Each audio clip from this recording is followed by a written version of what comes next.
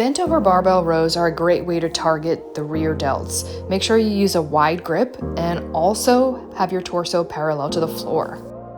Tricep kickbacks primarily target the lateral tricep head.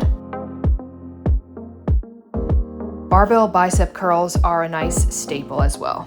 Perform these without momentum. Next superset, Y raises to target rear delts.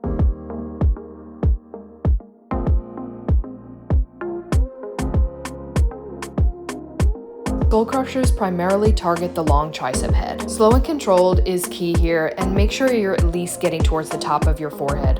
Last in this superset, some hammer curls.